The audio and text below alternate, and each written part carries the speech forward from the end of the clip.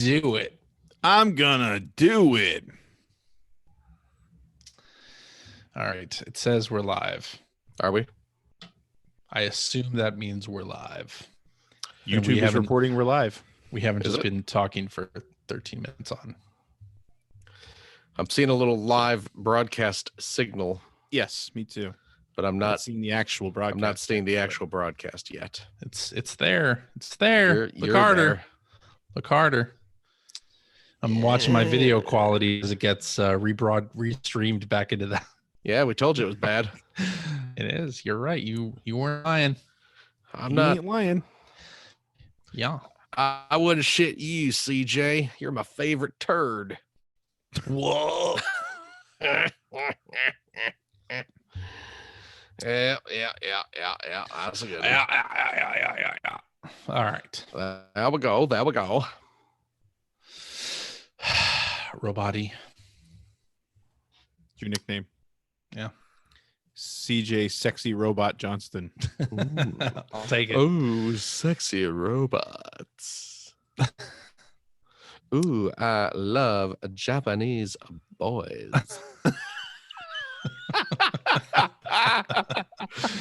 Which you know what they say movies that you know the That is so disturbing. I love that Greg got the bigger laugh out of it and he has no idea what that's a reference to. It doesn't even matter. It's because I've heard it so many times. That was a I've that heard was a- CJ say it. oh, has he? Yeah. I don't think I've said that. Oh, one. really? No, Or maybe that's it's just Phil. I don't know. You know, you both look so alike. That is a reference to Urushi Yatsura, Yeah. a Japanese anime. I have never watched that. Really, it's Watched a lot around the one half, but Well, it's by the same lady. Ramna. Yeah. Ramna. It's another Ramna one half. Rumiko. It's actually Rumiko Rumiko's Takahashi. first series. That's what she did before Ramna, Mm-hmm. and it's a funny show. Funny show. They Viz. I don't know if you can see right back there.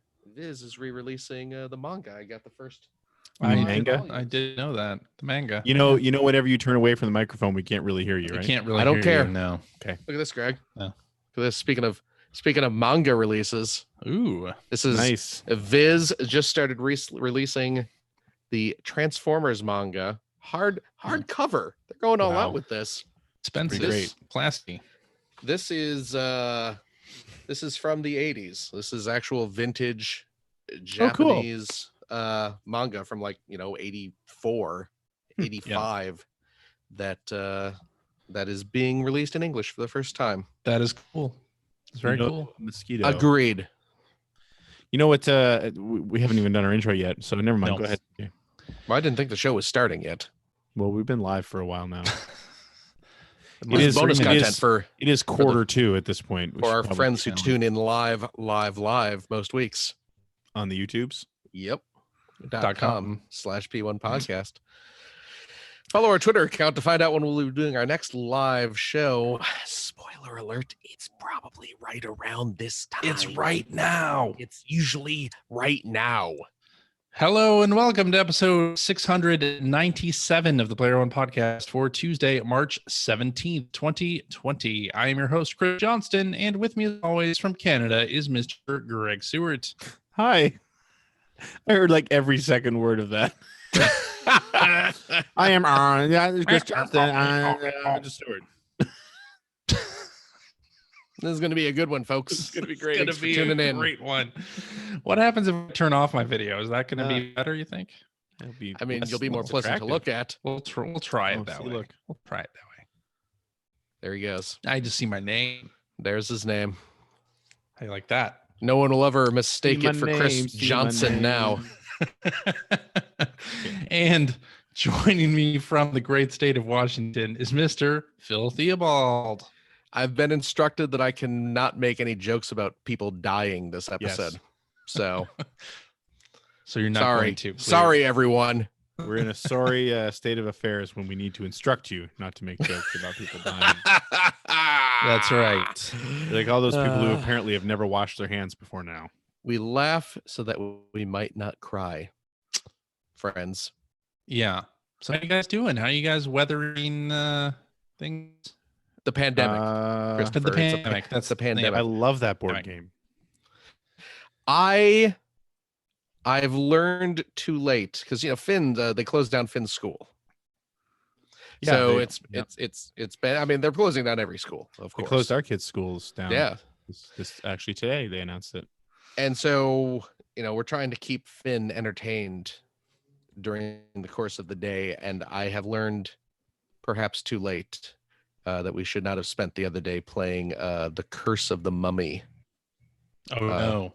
Yeah, which just involves us taking our toilet paper and wrapping our bodies in it. And Man, then that stuff's worth like house. $300 a sheet now. Yeah, well, it turns out that if it's you can't two-ply, find that. you can pull them apart, and it's worth $400. You can't get that as readily They've anymore. put buying restrictions on it here. Oh, have they really? 2 packs per person. Oh, packs per man. Down family here as actually. well, but Yeah. probably too late really to make. Yeah, I mean the shelf's already empty, so Yeah. Yeah. Same with like sanitized hand soap. You can only buy limit 5 per customer down here. Huh. Yeah. Yeah. So I've been rationing our remaining TP. So I see. using the minimum number of squares. So, gross. So we were doing online learning Mhm. at my school district, but they are pausing that for this Yeah. week. Yeah. So They no. ran out of stuff already, didn't they? Yeah. They're since they're closing schools, nothing happening this week, I guess. So we'll have to find some way to keep Charlotte entertained. That's what Netflix is for. Netflix Might I and the Switch. recommend The Curse of the Mummy? I don't think so. Involves wrapping yourself in toilet paper and stomping around the house, saying Uh, all the swear words you can think of. That's where the curse part comes in. You I say see. it. I get it. You get it? Oh, See? There you Good. go. Yeah. right. There you go. There you go. You're a funny guy. You'll have to make do though. Rationing your toilet paper afterwards. So fair warning, CJ. That's reusable. Just don't get it wet. It's reusable. Ooh, I don't know that's about actually that. a good idea. Yeah. I mean reusable from using it as a mummy. Not Right. Wiping your nether regions. Here's the secret. Gotcha. Oh no. Here's the secret. You're going to be washing your hands afterwards That's anyway, right? exactly what I was thinking when Yeah. So, Ew, Yeah. Just go for it. You So- got a washing machine. Here's the other secret. Everyone's out there going crazy buying toilet paper. They're not going crazy buying laundry detergent. Bet you got a lot of shirts at home. Bet you can buy all the laundry detergent you want. Okay. That polycotton blend's a little softer It's than pretty expensive to run the washer and dryer though. expense schmench. We're in a pandemic. I mean, some people do the cloth diapers for There you go. their kids. There Why you not, go. Just do Why it not for yourself? everybody. Yeah. Boom. Boom. That long sleeve shirt. You don't want to wear that anymore anyway. Who wears long sleeves? Agreed. Good point. Good point. So I went to the grocery store, used the cart wipe for the second time ever. Yeah. Good job. Good job. That's all I could think of. I had to go to the grocery store today, and all I could think of was like, "Oh God, I just want to wash my hands." Pushing that cart around, like, Yeah. I hate Yeah. this. I hate this. It's so hard, by the way, not to touch your face, especially if you're a glasses wearer like we all are. I'm always pushing my glasses up, and Your glasses aren't your face. That's an accessory. but it's on But my they're face. they're on your face. Yeah. What isn't on my face? A lot of stuff is on my face through the course of a day. Yeah. Oh man. Yeah. I guess at least you don't have like a big beard or anything, because. I don't. I actually shaved my beard. Oh, did you? Well, I didn't shave it. I trimmed it, as I do. Uh-huh. But I've been seeing people are like, oh, I'm gonna just start letting it grow during the pandemic. That's the exact opposite of what you're supposed to do. I would that think is so, the right? opposite. Yeah, no, they've actually come out and said like, trim your beards, Yeah. facial hair, not good. Yeah. Because Yeah. you're gonna touch your beard at some point, and then it's just gonna be bad after that point. Yeah. Yeah. I'm just reporting what I hear. Yeah. So, Greg, are your schools going in session anytime tomorrow, or like? Because Well, some no. schools So say they're tomorrow, closing, but they don't start till like Wednesday. no, Thursday. tomorrow So- was actually the actual start of the planned start of March break. Okay. So they were going to be off for this week anyway, and then today they just announced like, don't come back till April. So Gotcha. yeah, so that's good because our school board has a terrible habit of making announcements like that at the last minute. So we all kind of thought like they're not going to tell us that we're not going back until like this coming Friday and give everybody no time to plan. They actually have finally said, yeah, we're closing that down. They're shutting down the daycares on Tuesday. Ooh. They've come out and said like anybody who can work from home at this point should work from home. So Yeah. and like they're telling these companies that they haven't put a lot of restrictions on. I don't think they've put any restrictions on bars, which is kind of a big deal in this city. We have like more bars per capita than I think anywhere in North America. What else are you going to do in Nova Scotia? So, that's kind I of guess a we're hot going to spot, find out in the next month. Yeah. But no, and as far as this province goes, I think we have our first 3 presumptive cases now. Oh, really? So but we all knew it was coming. I mean, then the government's been saying that for a while. It's like, we don't have any cases yet, but it's going to happen. So don't kid yourself. Sure. Right. So, yeah. I mean, last week, a lot of things were canceled or closed, right? We had E3 2020, the announcement of that being canceled. Right. But also, Disneyland, Disney World, Universal closing theme parks, Broadway closing down, the NBA suspending their season, NHL, like everything kind of shutting down, boarding up. I think it's interesting, though, what's been really cool about that is that a lot of those athletes have started to jump to video games. Right.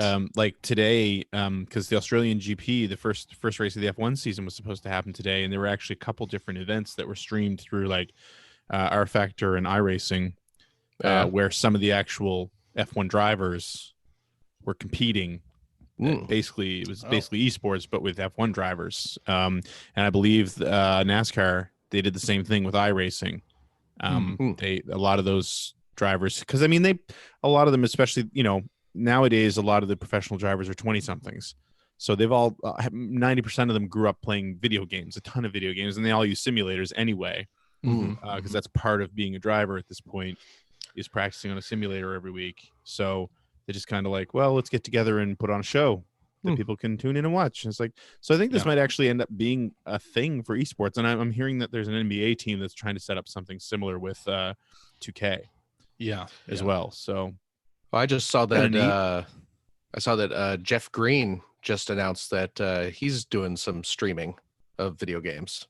So if you are a Houston Rockets fan, then tune into that to see him play some classic games. I see, that's not sports related though, is it? Jeff Green? Jeff Green of the Houston Rockets. I don't know what kind of Wow. I made a sports joke. You did. And CJ didn't get it. I didn't get it. There's a famous basketball. You don't need to explain it. Let me back this up. It. Basketball. You don't need to explain it, Phil. Okay. Do you remember? You can go ahead and stop. There you go. You remember that fellow? No, I don't. I'm going to go ahead and mute you. Oh my God, you actually muted him. I did mute him, and he unmuted himself, and I muted him again. He's still talking. He is. How dare you? Yeah. How dare. The worst part about this is it's not going to play on the audio. Absolutely. Like, you're creating work for yourself here. Yep. F1.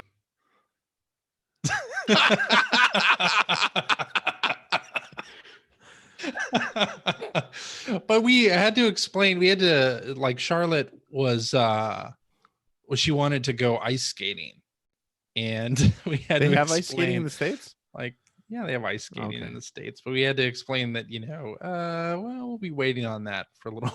Like, yeah, well, and we had to explain that like this type of thing where everything sort of shuts down is completely unprecedented. Like it's never happened in our lifetimes. So like, and I don't think Charlotte realized that initially. Yeah, that's the thing too, because my son actually called me today and he was all excited about school being canceled. And he was like, but he was calling for me to reach out to some parents of his friends to set up sleepovers and things. And I'm like, no, that's not what this means, bud. No. You know, it's not party time. These 2 weeks are the weeks where I actually say, hey, go ahead and play video games and, talk to your friends on Skype and use your iPod and all that. Like, to interact with other people, that's how you're going to need to interact with them. Yeah. So, but yeah, no sleepovers, no play dates, none of that stuff. We're not going to the movies. Yeah. Nope. Although the movie theaters down here anyway have instituted basically half of the auditorium can fill up. So they're really? not even they're not even like selling the entire auditorium. Yeah. You know what the really crazy thing is? What's that? We haven't talked about a video game yet in the first 15 minutes of the show. There's a well-known basketball player. Horizon Zero Dawn. Good. Well, you're quick on that trigger finger. Horizon Zero Dawn is coming to PC. They really? The PlayStation blog had a Q&A with Herman Hulst, who's now the president of Worldwide Studios, and he mentions in there that indeed the rumor is true. They are bringing out Horizon Zero Dawn. As a PlayStation fan, this infuriates me. Infuriates me. There was, of course, somebody on Twitter who got very upset. Was that a Twitter video, or there was someone who like distorted? I feel like you could record yourself saying there was someone on Twitter who got very upset. Yeah. You just put that on the soundboard, and every piece of news that you read on this show, you can just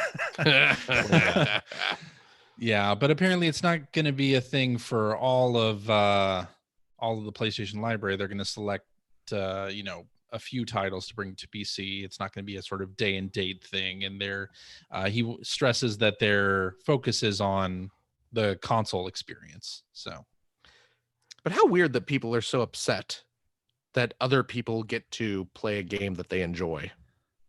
I know. Yeah. I go figure. For the life of me, I mean, even back in the 16-bit days, I was never a big console wars guy. Same. I mean, I had a Genesis, I had a SNES. I loved them both. I really enjoyed playing games on both, like when there were similar titles on both consoles. I enjoyed playing them and seeing the differences. Oh yeah.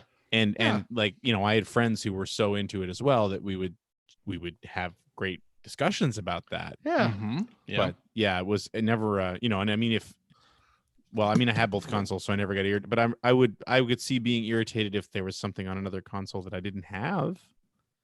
Like something I wanted to play on a console I didn't own. Yeah. That would suck. But I mean, that's the opposite of what we're talking about here. Yeah, so if they turned around and released it on, say, the Genesis, I would be happy. It's like, hey, this game is amazing. You can't have it. Yeah. Like mine. What's the rationale there? Yeah. I don't know. It's ridiculous. People are stupid. People are stupid. It's not stupid though. Video games? Let me think. Video games. No, just video game fans. No, they're Reggie. pretty stupid. Reggie Fils-Aimé is joining GameStop's board of directors. Oh yeah, right. Reggie's going to save GameStop. Yeah, I mean, we'll see. He must be pretty excited about being unemployed in another 16 months. Yeah, I don't know. I mean, yeah, what is video game retail going to be or look like in the next year or two? Hot topic. Yeah. Yeah, I don't know. I mean, as gaming becomes increasingly digital, what does a store that is about selling you games, what business model do they even have left? All the Rick and Morty merchandise you can cram into a store. Funko pop the store. How about they just bring back Funko Land? Oh, but call it FUNKO. yeah, that's the problem. That's what it would be. Yeah, that's true. Yeah. Yeah. Man, I love. You know, Funko if Land. you Greg, next time you're out here in Washington State, I'm not traveling to the States anytime soon. I can take you to the Funko store. I don't care about Funko Pops. They have the headquarters right up here in Everett, I believe. They do, yeah. HQ. Yep. So we should have gone there around PAX. That would have been fun. Well, I mean, you know, the next time we'll go somewhere. We'll go somewhere else. I mean, we went to lots of cool stuff, cool places while I was down there, and yeah, we'll do it again. Assuming, maybe. So Lego made an announcement this past week that Super Mario Lego is a thing that is coming soon, coming later this year. Yep. But it's not. It's that not just sure wasn't regular, what I expected it to be. It's not just regular Lego bricks, right? It's like a whole. Well, it is regular Lego bricks, but there's like a game. They're electronic components. They're gamifying it. It's like Toys to Life, but without separate game. Is it Life to Toys? Oh, dun, dun, dun. You turned it around. Now I'm interested. I don't think it's really that at all. If you think about the meaning of those words, but yeah.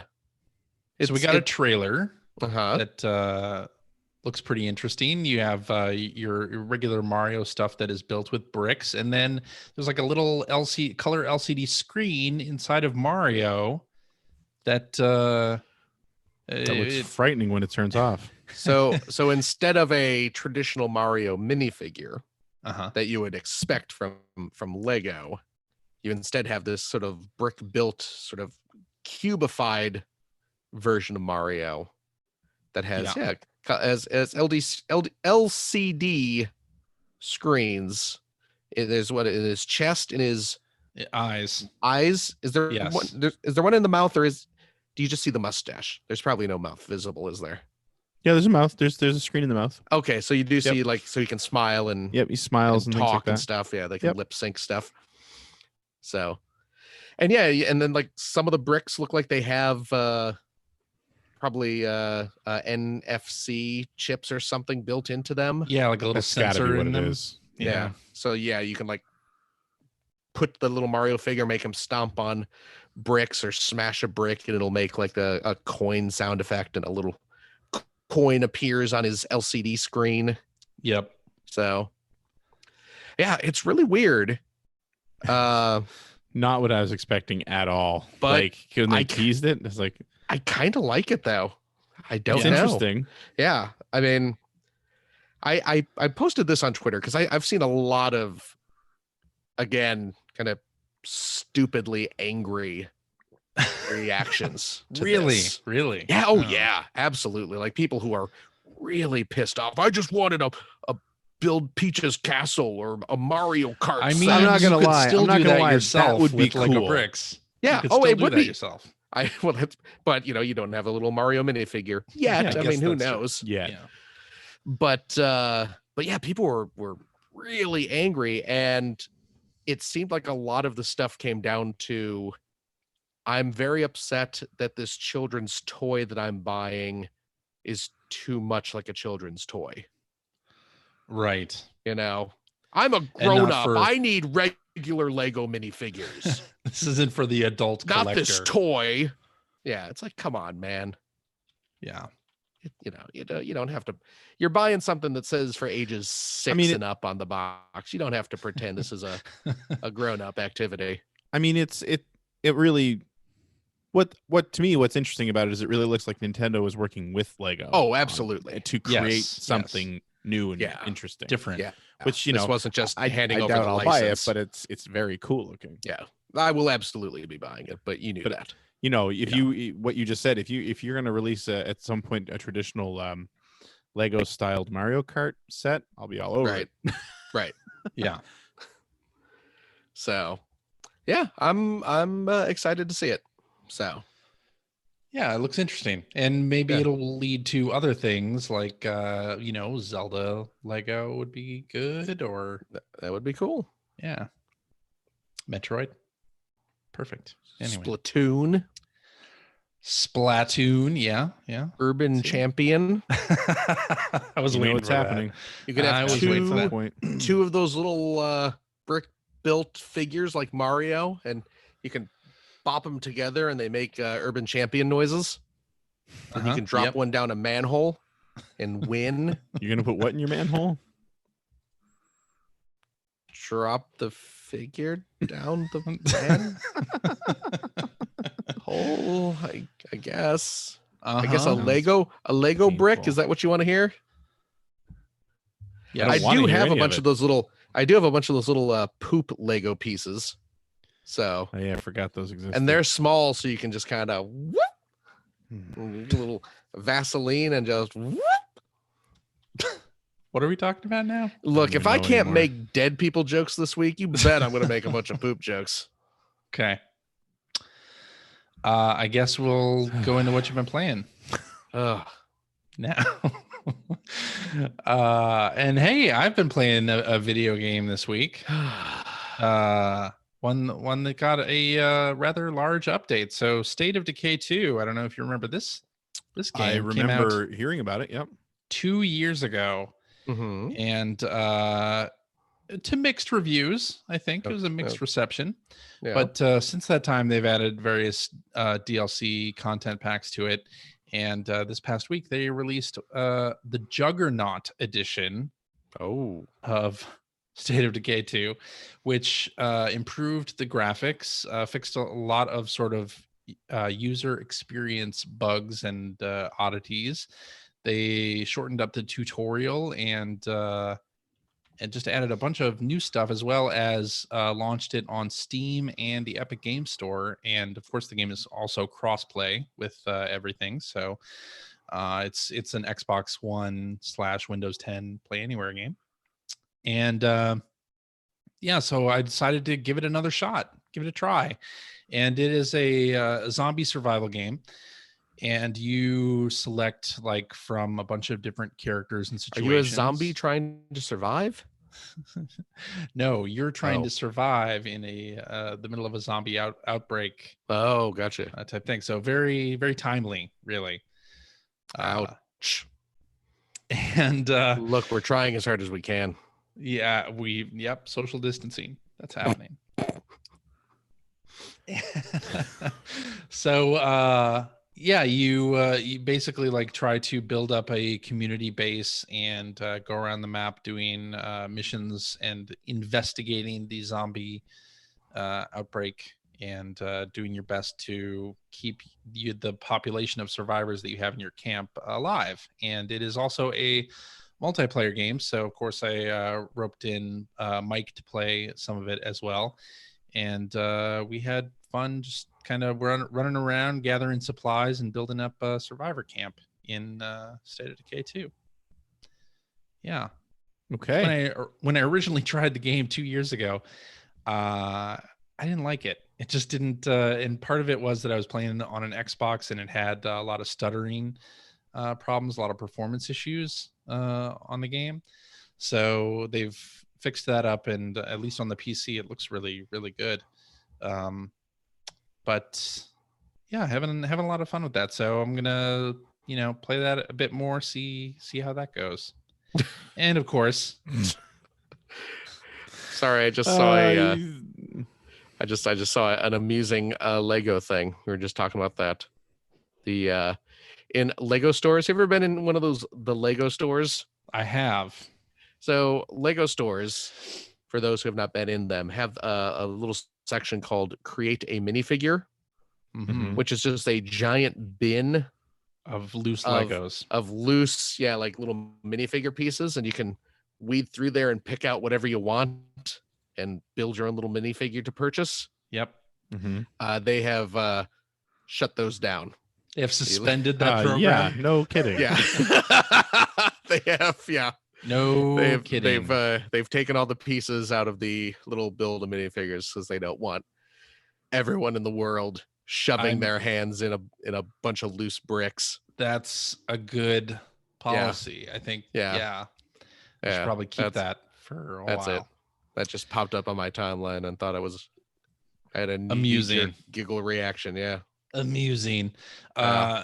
There was an update to Sea of Thieves as well last week, but the only thing I'm going to point out there is they added a new ship livery for your pirate ship that is based on Conker's Bad Fur Day, and it is a Conker ship with a squirrel figurehead that the premium version of it anyway has a beer mug that actually like fizzes out. It has an effect on it, and the sails have like nuts on it. Oh, I get it.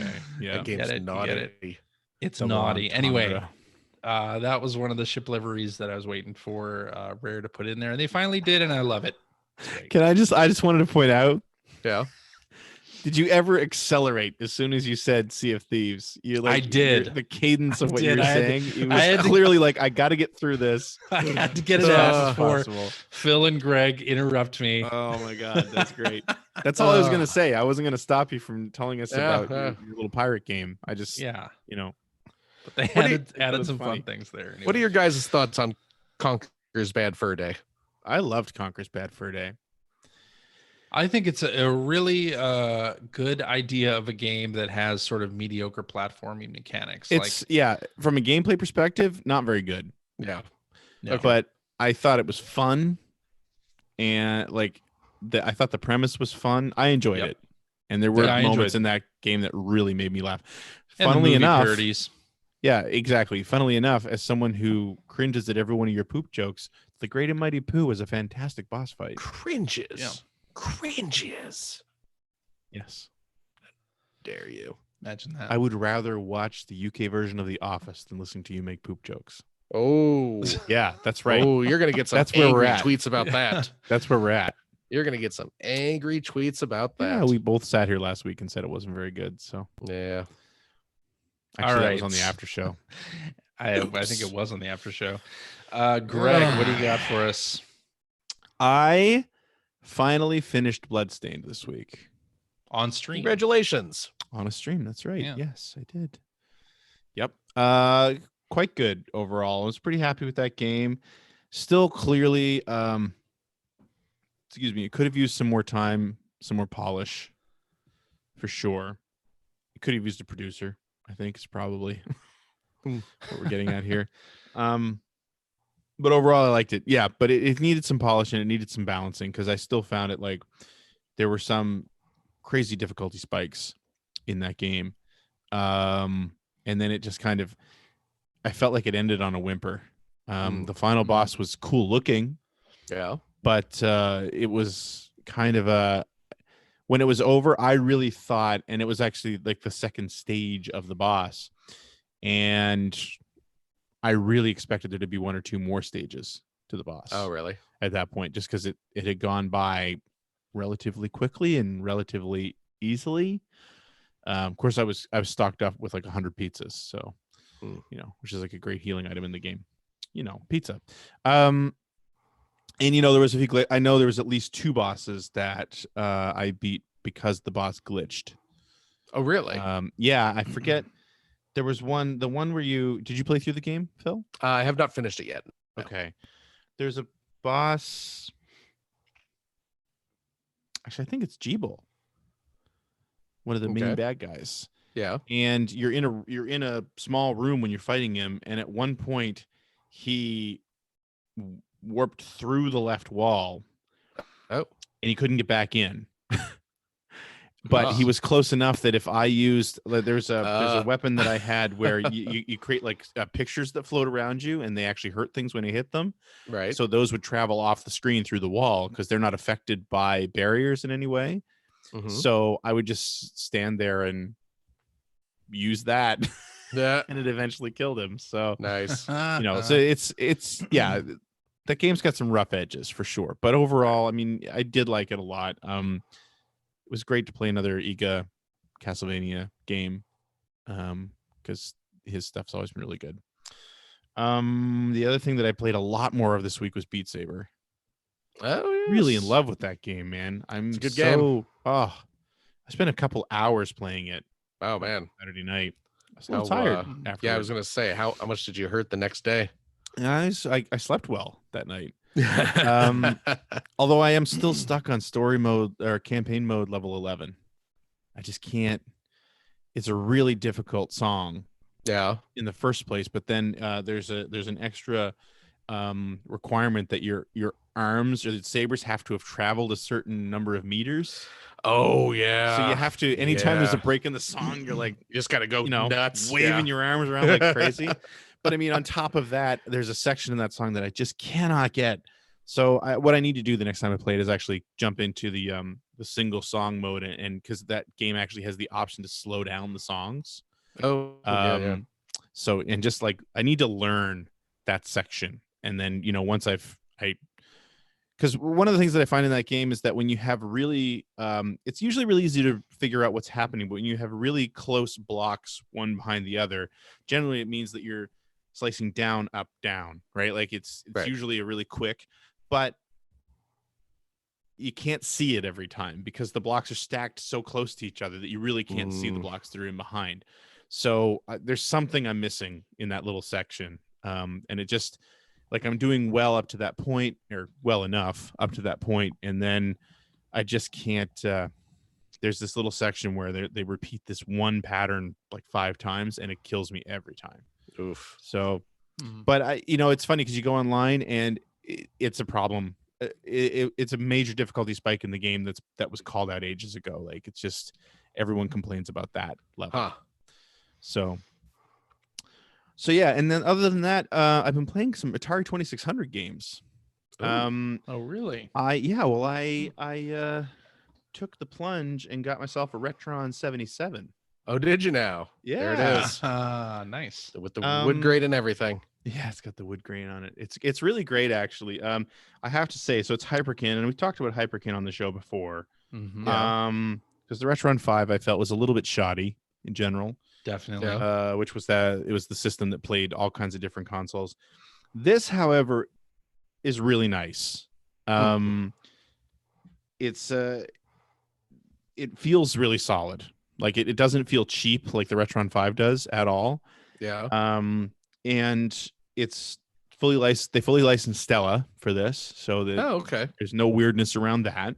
Right. And it plays again. Stella. It can play.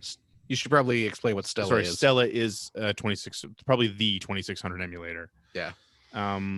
So yeah, that's what it's using. It'll play cartridges, of course. It's a cartridge slot up here. But it'll also play ROMs. Although, strangely enough, they limited the number of ROMs you could have on a memory card.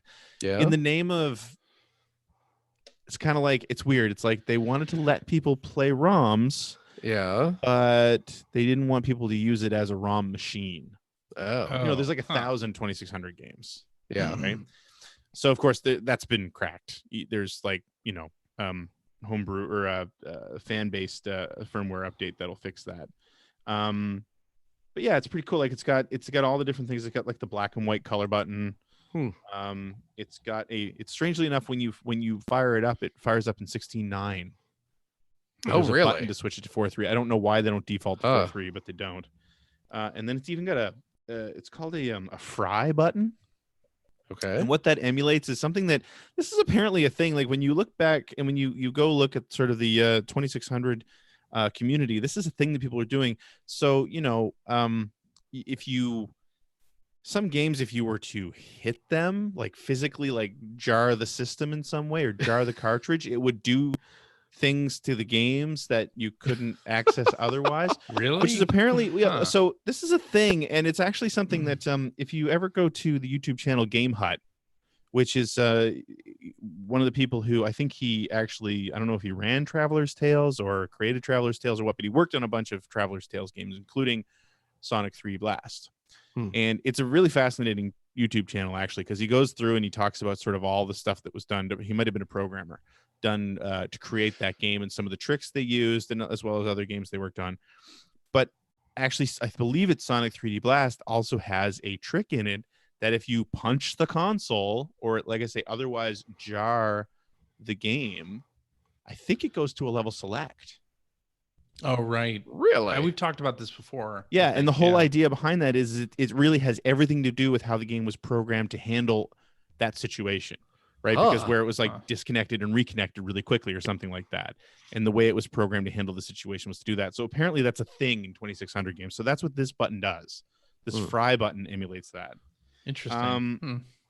The other quick thing I want to talk about is, of course, like other retro or Retron Hyperkin stuff, it takes the regular cartridges or regular controllers, 2600 controllers, but it also comes with a controller.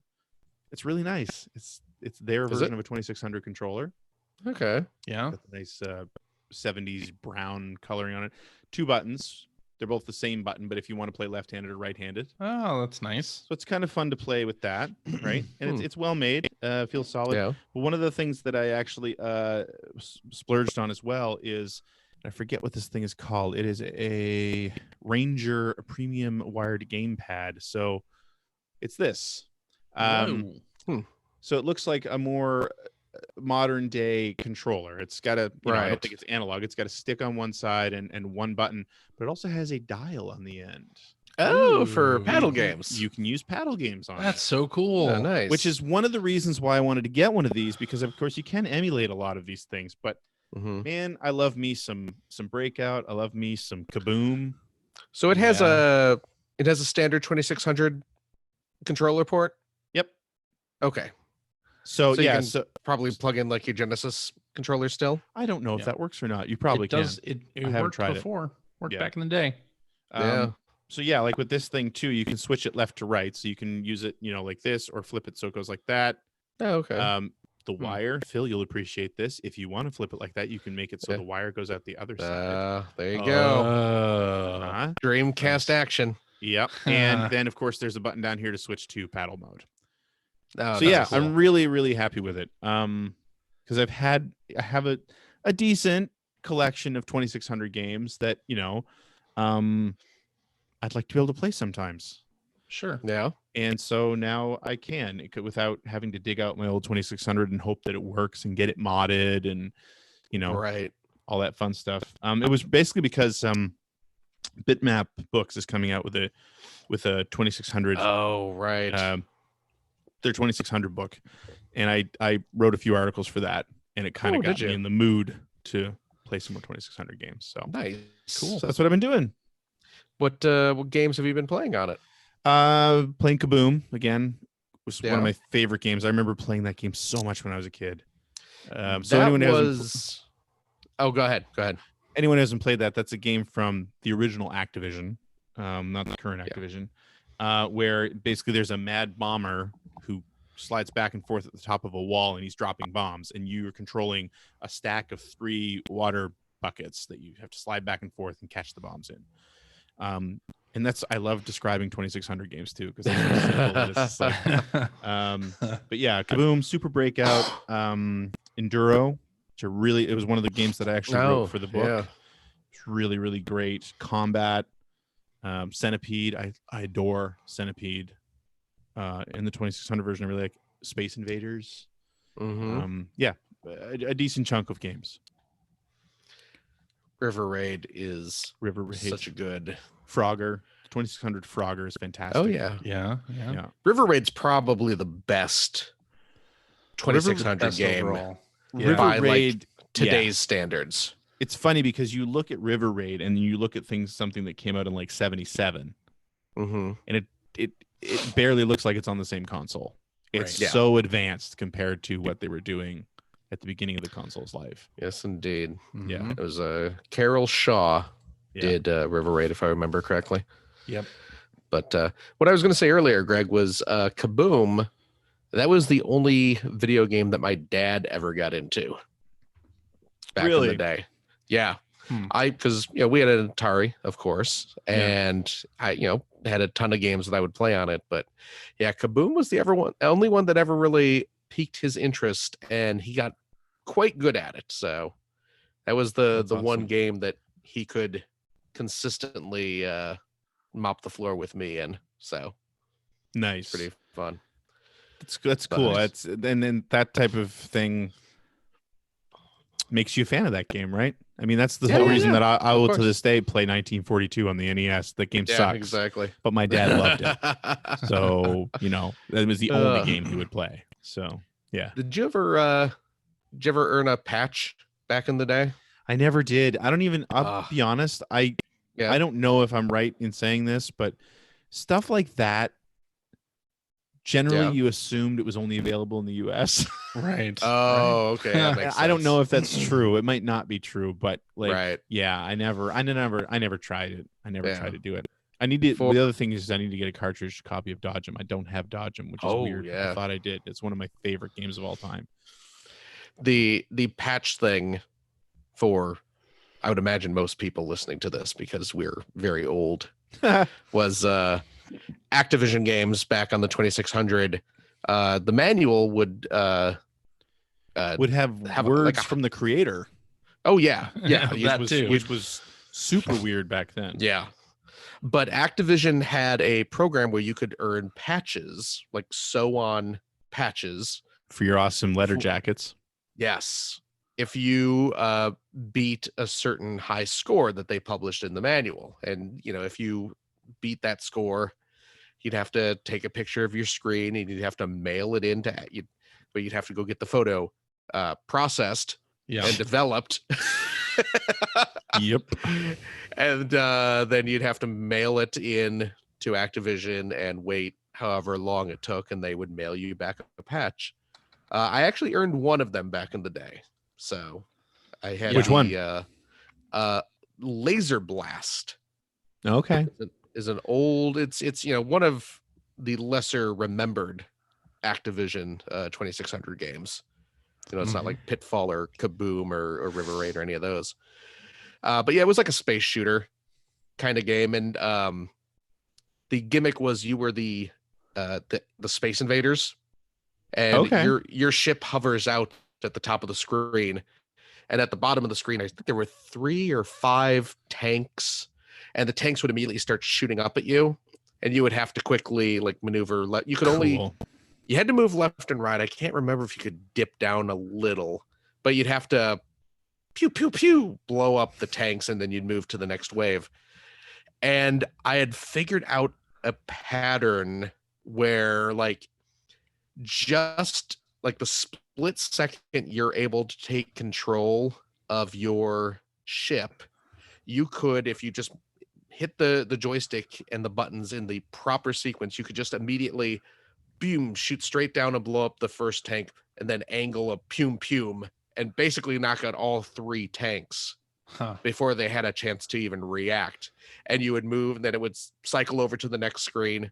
And again, the second you can take control, just pum, go to the next screen, pum. And then you repeat that for 2 or 3 hours.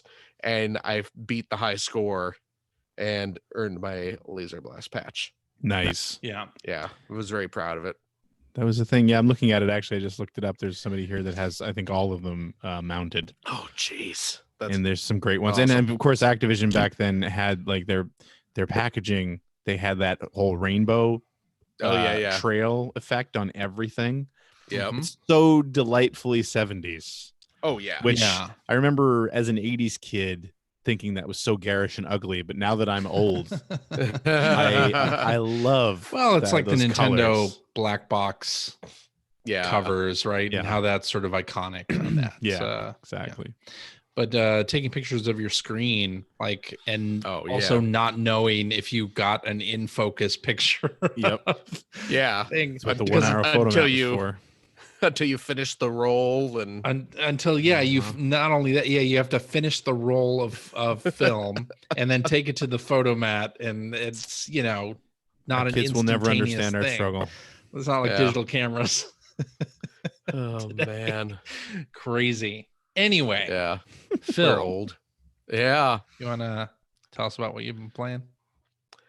You know what? Honestly, I haven't been playing much. Just juggling work and Finn being home from school this week. Yeah. I haven't really had much of a chance to catch up on stuff, but I did. I broke down and did a little double dipping this week on the Steams. Yeah. What's this about? I saw you. Well, it's just Konami. Those Konami collections that came out a while ago. The arcade and the collection Contra and Castlevania. Yeah. So yeah, I picked those up on Switch when they first came out, just because it seemed like the place to do it. But the Steam versions were on sale this week. Ooh. Not through Steam, but through I think Wario64 tweeted this out a few days ago. But one of those kind of third-party Steam key resellers had those collections on sale for like $3 or $4 each. And I was like, okay, I'll pay $4. I would pay that for the arcade one because I don't know that yet, and I would like it, but I don't want to pay a lot for it because I don't really have any strong feelings about those games. I'd like to play them. Yeah, but like I have Contra and Castlevania on the Switch, so right. I just basically it was just an excuse for me to have them on my PC as well, right? Just because. So no other reason than to have them in the library. Yes, exactly. One day my Switch may stop working, but I'll always be able to buy a new PC, that kind of thing. So, but then of course I ended up, I'll just boot this up for a minute and make sure it works and is configured correctly. And then you end up playing Contra 3 for a while, or Kid Dracula for a while, or Gradius for a while, because Konami made some such good darn games. Fine games. Holy cow. They really Jeez did. Louise. I miss Konami making video games. Yeah. But yeah, I mean, honestly, that's really about all I've been playing. I really need to get back into Murder by Numbers. Yeah. The little visual novel Picross game. Well, and of course this week what's that? Well, Animal this week, Crossing forget comes it. out. Animal Crossing and Doom Eternal. And Doom Eternal. What? Yeah. Oh, Doom Eternal. It totally sounded like you said Doomy Turtle. And I'm like, what the hell? That was when that game was first announced. I forget, was it announced at E3 or something maybe? But I remember during the initial presentation for that, that's all I kept hearing as well, was Doomy Turtle. Yeah. Turtle. Who of course is a character in Animal Crossing New Horizons. So it's Tortimer. Yeah. Well, no, that's Tortimer's Doomy Tortimer. Goth brother. Doomy Turtle. So yeah. But yeah, I got two big games coming out this week I'm getting. So yeah. I don't know what to do. Rip and tear or plant and love. That's right. I was on an Animal Crossing podcast last week. Really? Called Breaking Bells. Yeah, talked Animal Crossing with Bobby the Nintendo Guru for an hour. Oh, very nice. I'll link to that in the show notes because it's well worth checking out, and he's doing a bunch of Animal Crossing content on his Twitch and YouTube channels. So, well, if nothing else, it's probably a chance to hear CJ talk for an hour without mentioning Sea of Thieves. Oh, I did mention Sea of Thieves. There you go. Oh, did you? Really? I mean, people expect it now at this point. It's like you and Poop it's jokes. kind of his catchphrase. I mean, he has to say it. I have to, right? Yeesh. My goodness. I guess that what were you means talking it's about? time for Well, tweets. I guess that means he's not going to answer that question. Wait, what question? I was going to have you plug the podcast. What do you talk about? What kind of Animal Crossing discussions do you? We talked about like the first Animal Crossing that I played, and which one is my preferred, like which one do you like the best, and like how we approached reviewing it back in the EGM days. Was so different than anything else, right on the market. So yeah, it was very cool. It was a fun conversation. Well, that sound like some fine topics, CJ. Indeed. Okay. Yes. Anyway, I think that means it's time for tweets. You know what? I agree. Would you like to hear the theme song? I don't need you to say the theme song because Tweet. I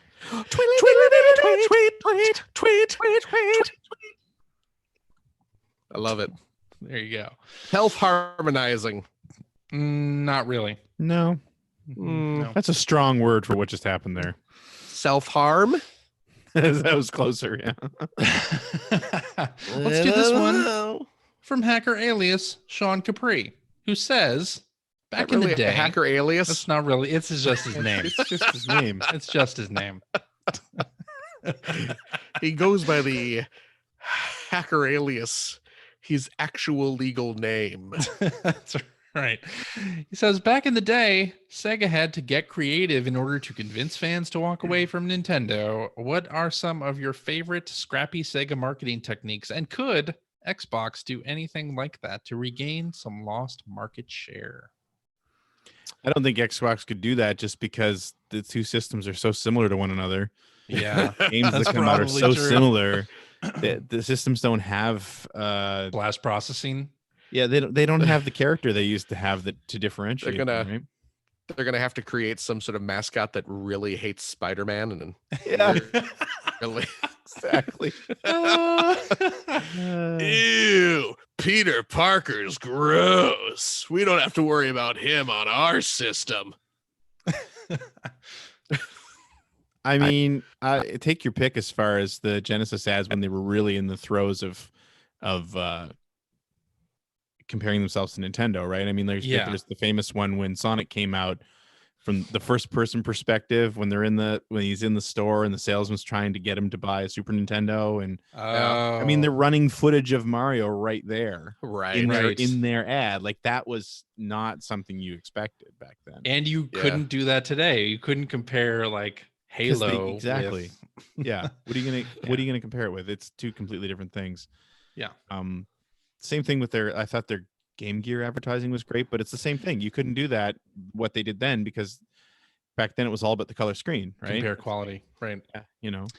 Yeah, to me, I think they kind of have to do something like Sony's nail in the coffin on the Xbox was the game trading thing. Like, how do you share a game with a friend? Here you go. Like, they have to have something on par with that, and I'm not sure if they do, but yeah, it'd have to be something like that where you'd get like a lot of people to be like, oh, okay, like I want that instead of whatever Sony is going to do. Yeah. I don't even know what that is. Yeah, I don't know how that would work nowadays. Yeah. And I mean, it wasn't only Sega that was doing that stuff and doing it really well. I mean, Sony was doing it well with those great Crash Bandicoot ads. Oh, absolutely. Where he was standing outside of Nintendo headquarters and calling out Mario. Like those were hilarious. But again, like those, it's funny because those ads are so iconic. Yes, but those ads were like when they made them, they were targeting teenagers. Yeah. They were so 90s. Those we remember 90s. Them as being awesome. Like, oh, wasn't that so great? They got a burn on. Yeah. Yeah, that was definitely the MTV. Those were built for the MTV generation, no question. You know. I mean, I don't think you could do that now. It's funny. You go. Oh no.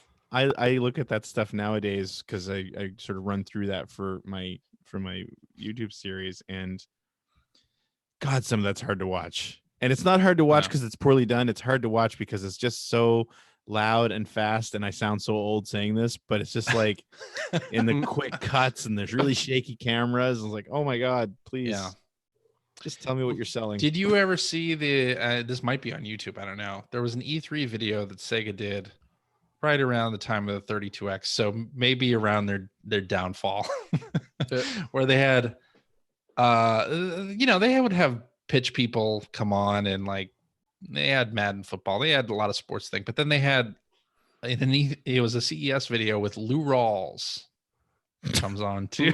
Lou Rawls, musician, Lou Rawls. Okay. And they have footage of him like attempting to play with a controller, and it's just, I mean, the man has never played a video game. I'm sure somebody had the idea to do this, and he's moving around with the controller like all of the sort of mid-90s advertising did, like where it's full body motions, and it's just odd. I don't know if it's on YouTube, but if it's not, it should be, because it's pretty weird. Anyway, let's do this one from hacker alias Zero Kaiser, who says, "Hi guys." Hi guys. Since all of you have been covering games for a long time, I want to ask if you know anyone who had a hands-on with the PS3 Boomerang controller. Everyone makes fun of it, but I can't find any legit hands-on impressions. Any new features you want in the Gen 9 controller? Were those real controllers? I thought they were just cases. Like, I thought that those were only ever shown. They were shown like a year before they actually showed the final system and controllers, right? I think they were showed the E3 previous to the one that they announced. I thought they did show the system, and they showed the controller, but it was behind glass. You couldn't. Yeah, but that's what I'm saying. Were they actual? Were they just concepts? Like, that's what I'm saying. Were there any innards in that thing? I always thought there wasn't, but I've never bothered to find out. Well, I've certainly never heard of anybody who had hands-on with it. No, me neither. Yeah, same here. Yeah, even back then, although I was out of the video game press at that time, I think, because I left in 2004. So. Yeah, I don't know. Yeah, but I don't know of anyone who got hands-on time with it. Yeah, same. New features we want in the Gen 9 controller.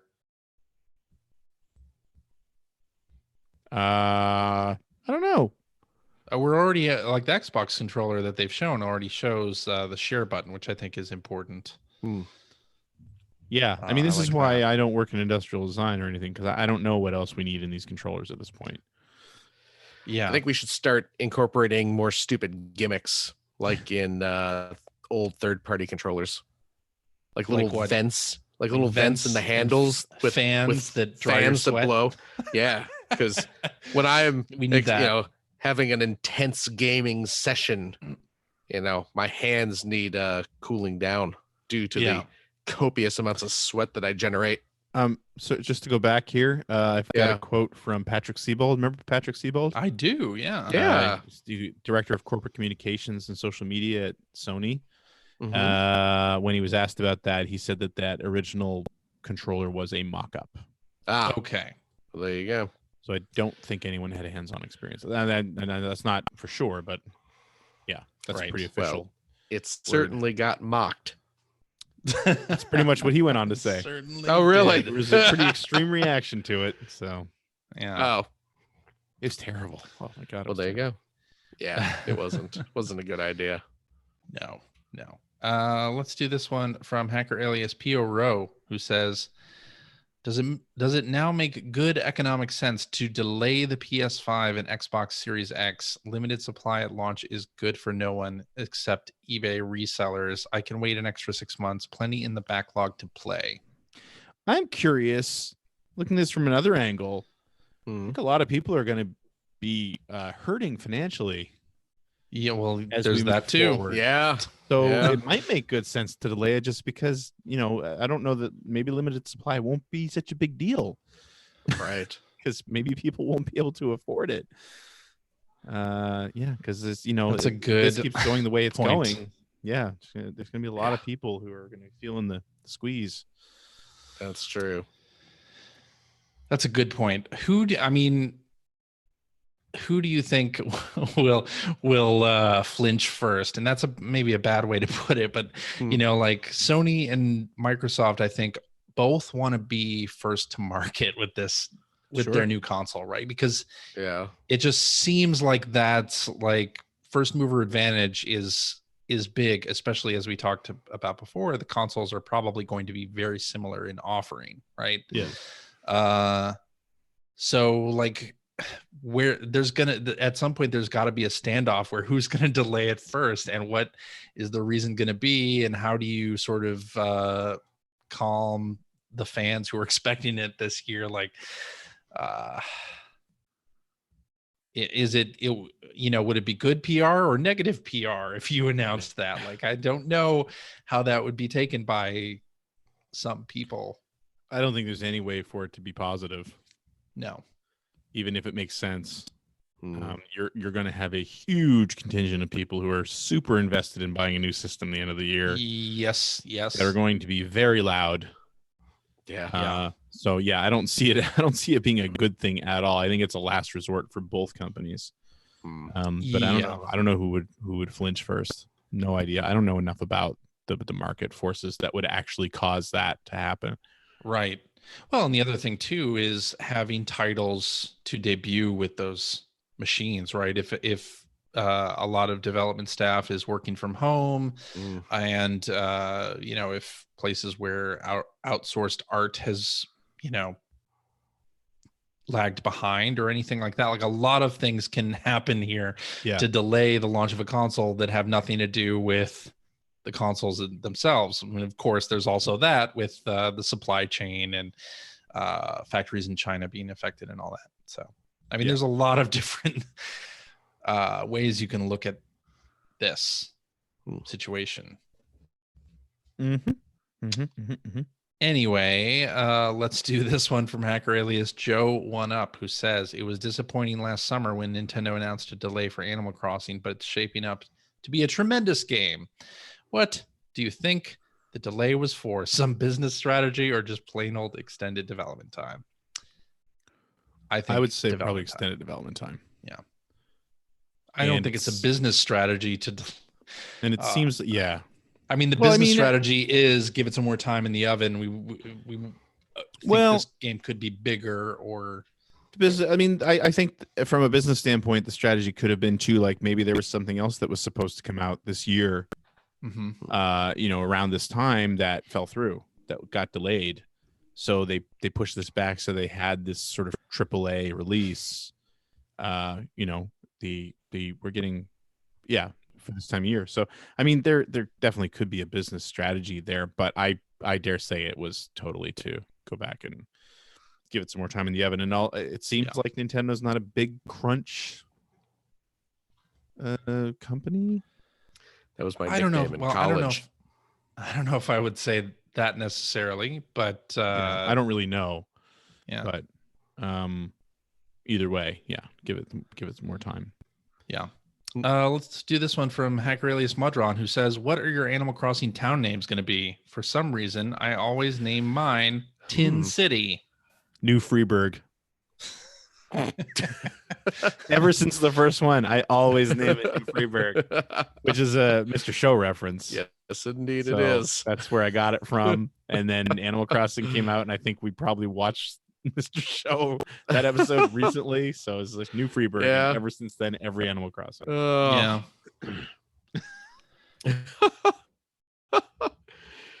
My town has always been called Walken. Nice. As Walken. in Christopher. Okay. Christopher Walken. Yeah. I don't know if I'm going to do that this time, or considering this is the first Animal Crossing game that I will be playing with a kid. Yeah. Mm-hmm.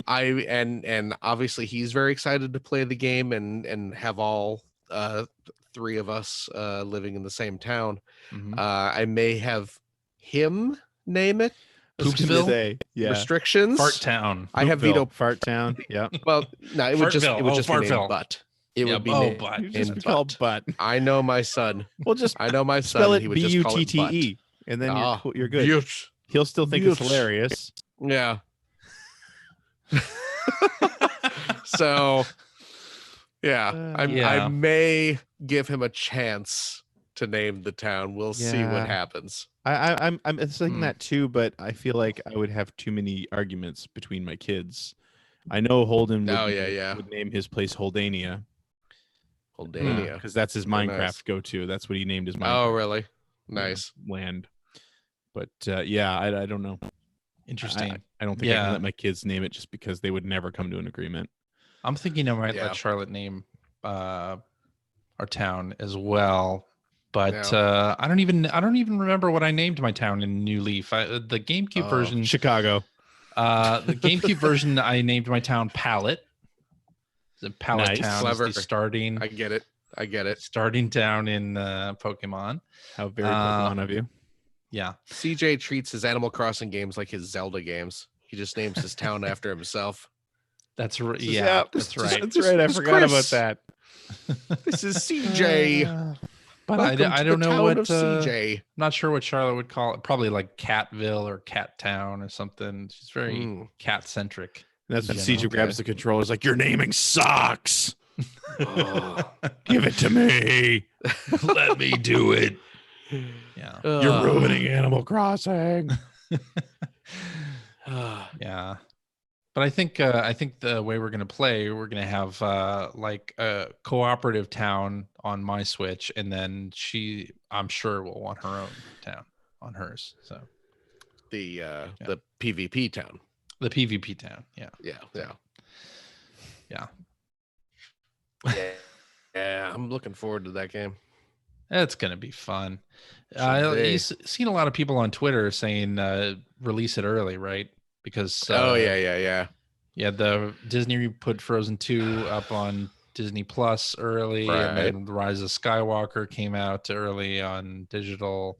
As if we don't have enough troubles. Yeah, I don't know if that would happen with a game that also has a physical. I was making a joke about it, the quality of the latest Star Wars film. Oh, or the latest Frozen film, which we talked Frozen about. 2. Frozen 2 is weird. Yes, man. Yeah, crappy. but I didn't dislike it, but it's weird. Go on. They need to stop making sequels. Really? That'd be fun.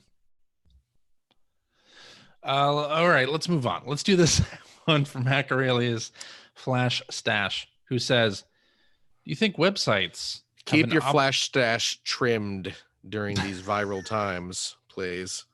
Don't just let it grow. Do you think websites have an obligation to say if a game will also be appearing on Apple Arcade? I have read a few articles about the new game Round Guard on Nintendo specific sites, but none of them mentioned that the game would be part of Apple Arcade. Should they? No. If you're reading them on Nintendo specific sites? Yeah, I'd say no. Yeah, why would a site that doesn't cover iOS games talk about iOS games? Good point. It seems weird. It's and here's the other. Apple Arcade as a service obviously is not going to be around forever, probably. And although I don't think it's happened yet, games haven't disappeared from Apple Arcade, but it could happen. It'll happen. Yeah, but I mean, when people review something, they generally don't say, "Oh, it's also available on Xbox Game Pass," right? Yeah. Like, I mean, if it was a PlayStation site reviewing something and also it's available on Xbox Game Pass, they wouldn't mention that. Yeah, exactly. Probably. I look at it sort of the same way. There. Yeah, if you're running a Nintendo fan site and you're talking about it's not. People aren't going to the Nintendo fan site to find out what's on Apple Arcade. I agree, and that's sort of up to you as a user to, do your due diligence and find out if that game is also available on Apple Arcade or Xbox Game Pass. There have been a lot of game launches in the past 6 months that have launched like direct to Game Pass, and I hear about it in terms of it's on Switch or on Apple Arcade, but you do a search and you find out, that is free on Game Pass, so I'll download it there, right? But oftentimes people talking about it don't mention that. I don't know if I think I don't think they have an obligation to. Just me as a user, if I'm interested in the game they're describing, I'll do a search and find out for myself. Yeah. All right. One last tweet, I think. Let's do this one from Hackeralius 6 Squid Games, who says, in the spirit of Shatterhand or HAL Laboratories Kabuki Quantum Fighter, I was wondering, what games do you enjoy that feature weaponized body parts? Boogerman. No. Is that a body part, like though? That? Yeah, well, it's parts from his body. He goes and flings it too. Bionic Commando. Commando is the old NES version of Bionic Commando. Yeah. That's really Does Mega Man count? Right? I don't his see arm he's a robot, though, right? Well, sure. But his arm turns into a Mega Buster? I don't know. Sure. Does RoboCop count?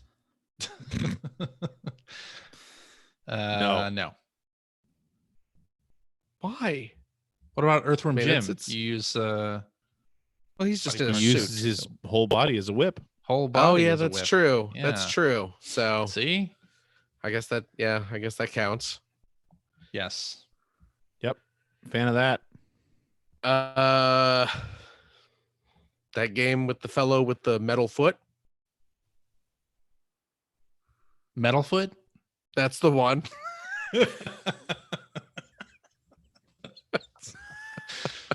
I Oh my my God. remember it well.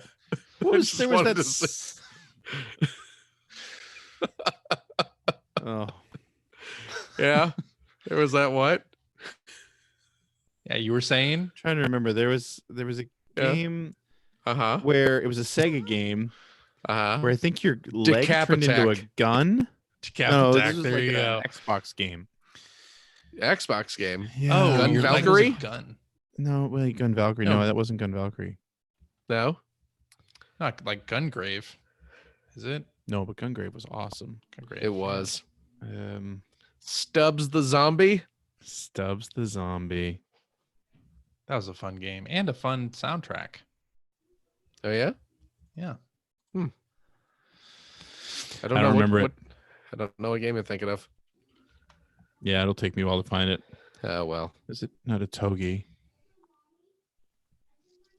I don't know. There was something. Well, I'll find it at some This Why point. don't was we just certainly sit a here good- while you go through the Wikipedia Yeah. page about Xbox That's games? exactly what I'm doing. This was certainly a good way to end the show. You always on, pick the best ending. Bionic, hey, Bionic Commando. I thought There you Metalfoot was go. a good place to end it. Metalfoot's always a great place to end. Secret of the Lost Legend. Yeah. Was that the subtitle?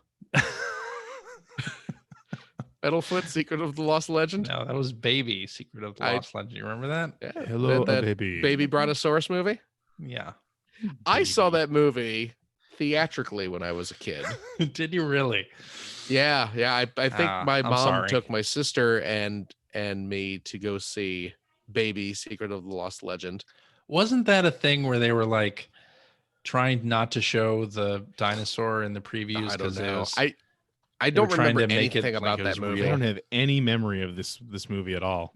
Really? It was a No. movie about a little animatronic baby brontosaurus. yeah. I mean, it wasn't supposed to be animatronic in the fiction of the movie, but it Right, was very but it obviously was. an animatronic. Yeah. Yeah. I remember nothing about that movie at all, other than the fact that I saw it in the theater when I was a kid. Isn't it? Didn't they do a Rift Tracks or like an MST 3K situation on that movie? Not as far as I know. No. Okay. Well, I they don't should. think Anyway. so. I think isn't that a Disney movie? No, it's not a Disney movie. No, It's not? Who? pretty sure not. Baby, Secret of the I love that Lost we're just doing Legend. Wikipedia searches for the last 10 I minutes know. of this episode. That's how this episode's going. Okay, I'm still looking man. for my game. Oh, Touchstone, CJ. Oh, so yes. Disney. So yes, that is Disney. You're right. Yes, indeed. So, produced by Walt Disney Studios and released on its Touchstone Films label. It might be on Disney Plus. I don't know. doubt People are it. getting angry I that doubt stuff's it. disappearing off Disney Plus now. Oh, stuff. Oh, really? Really? What? Stuff's going away? I believe so. Hmm. My goodness. Why are they doing that? I don't know. They got to make room on the server for Frozen 2. It's a big movie. Yeah, that's it. That's right. With a big appetite.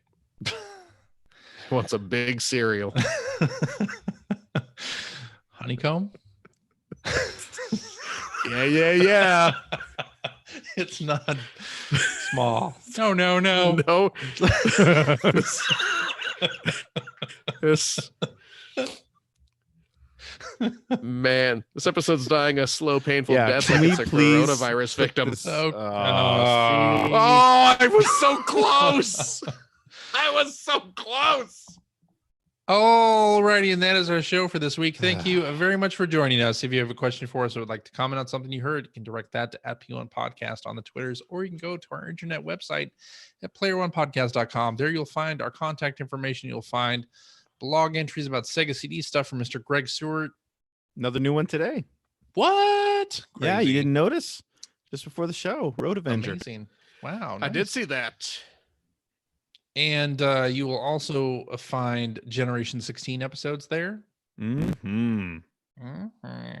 And show notes and links to everything that we talked about in this episode.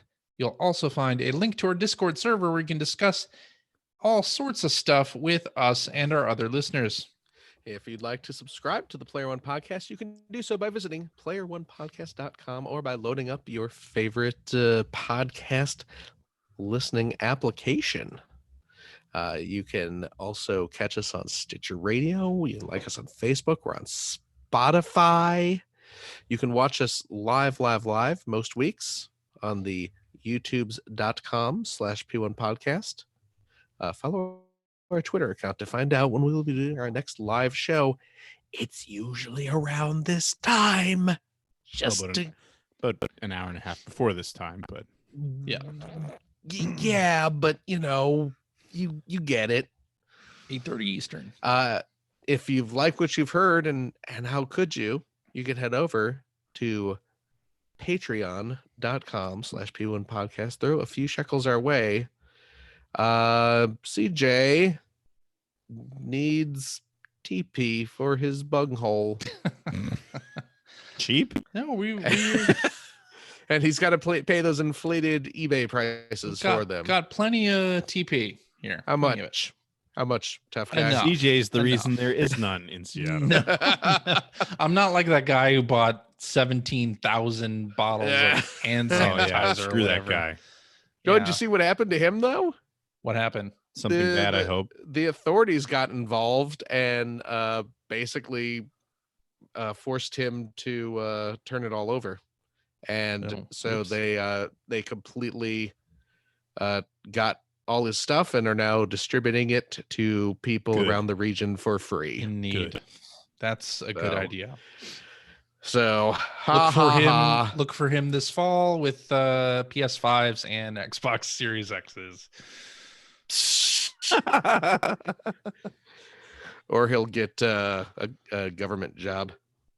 Yeah. Mm-hmm. Hey, you know what? If you are a Patreon supporter of the $5 tier, you do gain access to a special weekly after show where we play games, we crack wise, we have fun, we do all sorts of stuff. We got our asses handed to us by France last week. Oh, that's right. La. I went back and re-listened to that today while I was out for a walk, and that was painful.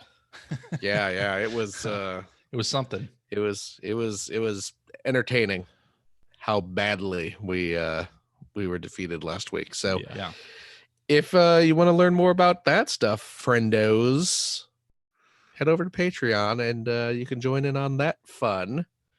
Hey, and if you have a couple bucks left over, head over to generation-16.com where you'll find the Patreon link to help support Greg Seward's outstanding, and it is outstanding, web series about North America's favorite second banana, the Sega Genesis. Thanks, Phil. And if you are a patron of the $5 or more per episode variety, you get access to my weekly video logs that I record while I'm driving. Dangerous. Yep. Dangerous. Danger is part part of of the name. That's part of the. But what are you going to do when you're working from home? Yeah, that's what I was. Just go for a drive. Like, you'll actually go for a. You will take unnecessary risks. I mean, To be fair, going for a drive in general is taking unnecessary risks. well, that's true.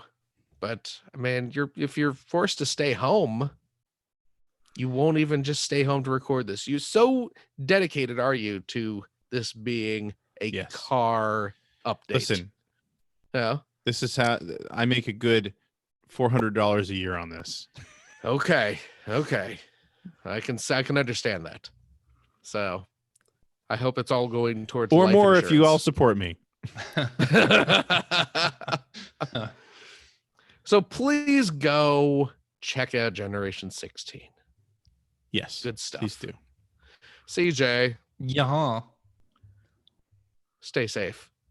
You as well, sir. I'll do what I Everybody, can. all our listeners as well. Stay safe, people. Gregory? Yo. I want you to stay even safer than CJ. Aw, thanks, man, Phil. what? So, What? But in all seriousness, pay attention to the whole. Distance yourself from people, please. yeah, Let's Yeah. get emotionally, the curve if not on physically. Some of us have been practicing for that our whole lives, but just let's wash your damn hands, flatten people. the curve. Let's flatten the curve. Wash your damn hands. I took a shower today. I'll have you know. Good job, Phil. See, Phil's I'm doing great. That's a full body This episode. wash. Oh man, Was it ever? Was it ever? Woo! The nooks, the crannies, the crevasses. Oh man, my ass is like an English muffin down there. It is. I don't even know what that means. What just like to say, this episode brought to you by Coca-Cola Zero Sugar, new cherry vanilla flavor. Yeah, and I'll tell you, it's a fair bit better than that orange vanilla they. I would hope so. My God, yeah, that stuff was not good. Mm-hmm. That's it. Thanks for tuning in, everyone. Thanks for putting up with this nonsense. Go wash your hands, and Please we'll see you next week. Bye.